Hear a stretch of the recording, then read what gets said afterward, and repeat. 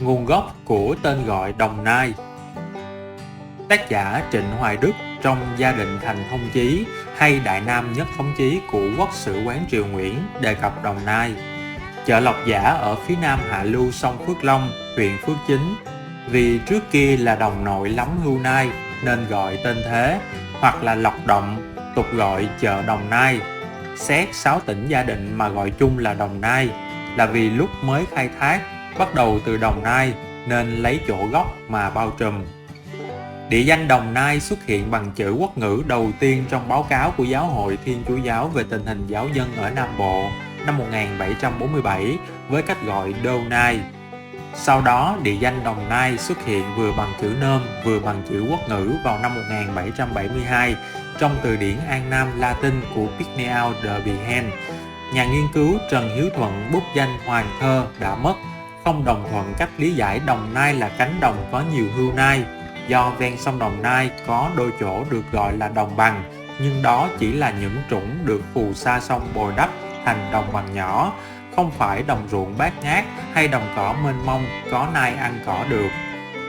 Từ cách tiếp cận riêng, tác giả cho rằng Đồng Nai bắt nguồn từ tên gọi của sông Đạ Đờn của người Mạ qua sự chuyển dịch ngôn ngữ.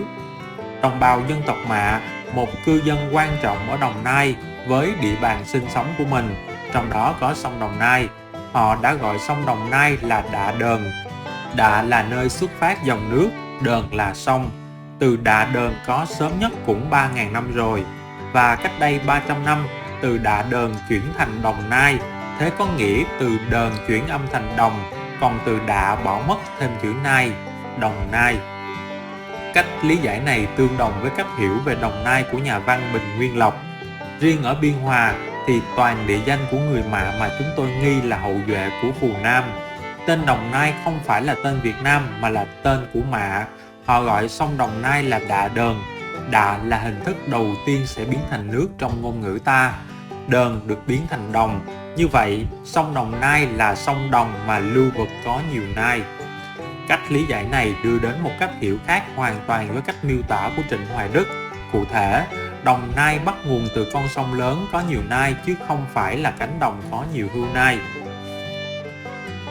Công trình địa chí Đồng Nai đề cập nguồn gốc của địa danh Đồng Nai đã lược kết những nguồn tư liệu, giả thuyết, lý giải của nhiều nhà nghiên cứu.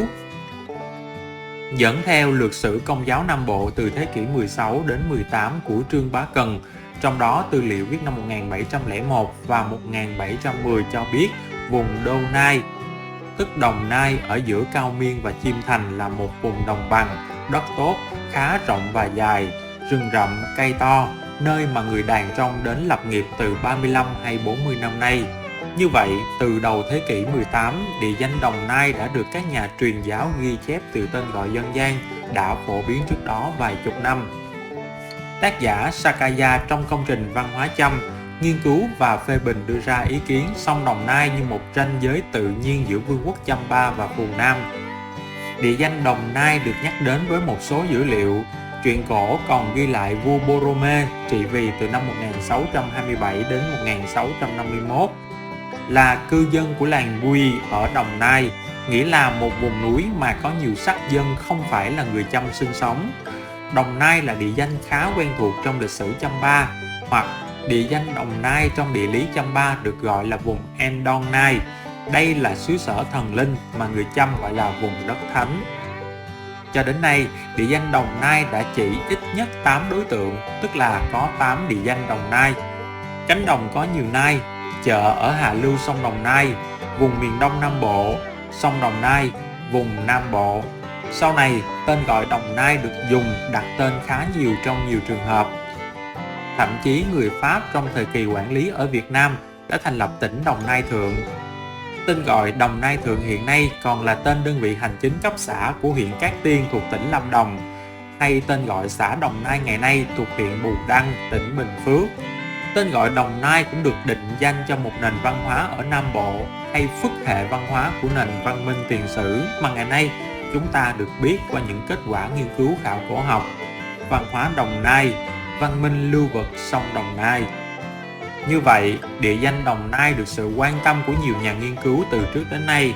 Các tác giả với những công trình với cách nhìn từ nhiều góc độ đã góp phần bổ sung sự đa dạng nguồn dữ liệu trên nhiều phương diện liên quan địa danh Đồng Nai. Từ những nguồn tư liệu, cách lý giải, suy đoán của các nhà nghiên cứu cho thấy có nhiều điểm tương đồng, song cũng có những ý kiến chưa thống nhất với nhau, đặt trong những bối cảnh lịch sử cụ thể. Danh xưng Đồng Nai trải qua bao thời kỳ lịch sử đã trở thành tên gọi thân quen của bao thế hệ người dân xứ sở này khi nhắc về một vùng đất ở miền Đông Nam Bộ, về dòng sông nội sinh dài nhất nước hay về một hào khí Đồng Nai oai hùng, vẻ vang đã đi vào trong lịch sử của dân tộc.